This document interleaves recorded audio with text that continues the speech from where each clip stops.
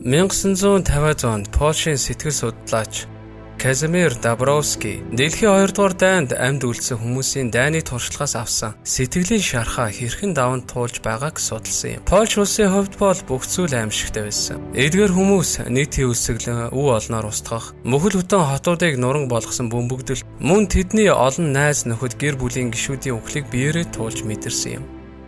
Дабровский амьд үлдсэн хүмүүсийг судалж байхдаа тэрээр гайхалтай нэг зүйлийг анзаарсан юм. Тэр хүмүүсийн нэлээд хувь нь дайны үед тохиолдсон тэдний зовлон шанал, тэднийг үнэхээр илүү сайн болгож, бас илүү аз жаргалтай хүмүүс болгосон гэдэгт итгэж байлаа.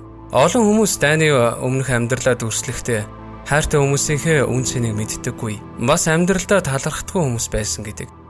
Заалхуу бас үргэлж гоншгонож амьдралд нь өгөгдсөн бүх боломжуудыг албатай юм шиг хүлээж авдаг байж. Дайны дараа тэд өөртөө илүү ихтэй, илүү талархалтай, мөн амьдралын өчүүхэн зүйл хэрэггүй бухимдалд ач холбогдлоо өгөхөө болсон юм. Мэдээж хэрэг тэдний туршлага аимшигтай байсан. Мөн тэдний хайртай дотны хүмүүс нь зөвхөн тэдний дурсамжаар дамжуулан амьдарч байсан юм.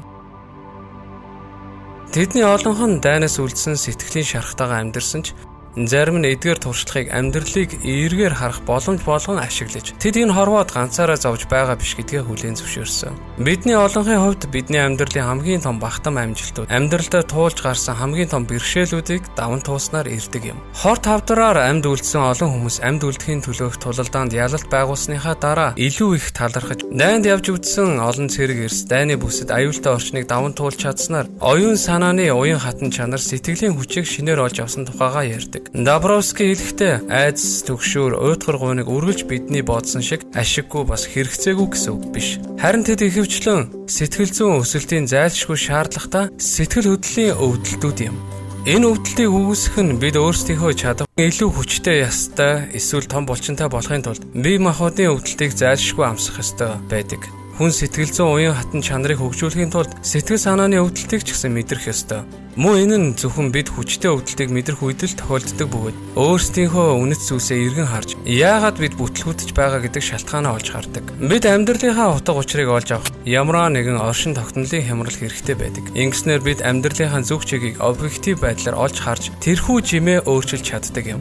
Нэг л зүйлийг тодорхой хэлье. Траума гэдэг бидэнд тохиолдох ёстой зүйл гэсэн үг биш. Эсвэл энэ нь бидэнд үргэлж сайнаар нөлөөлдөггүй. Гэхдээ бидний амьдралын хамгийн харанхуй мөчүүдэд хүртэл бидэнд үргэлж өсөн дэвжих боломжийг олгож байдаг. Гэвч энэхүү өсөлт хэрхэн ажилдаг вэ? Мэдээж энэ нь энгийн үйл явц биш юм. Энэ нь нэлээд эмх замбраагүй, урьдчилан таамаглах аргагүй байж болно. Гэмтэл авсныхаа дараа ч гэсэн өөрчлөгдөж эдгэрэх үед хэд хэдэн жор бий.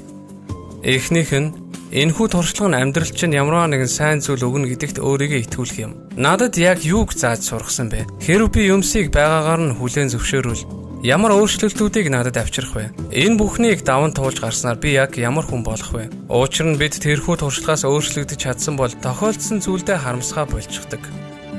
Хоёрдугаарт бүх өвдөлт шарах, уур хилэнг мөн таны мэдэрч буй ичгүүрээ эерэг зүйлд чиглүүл. Тэр сэтгэл хөдлөлийн энерги хаана их чихтэй явах ёстой. Тиймээс үүнийг бүтээх цор ганц гарцыг олоорой. Үгүй бол энэ нь хор хөнөөлтөө үйлдэлүүдийг бий болгоно.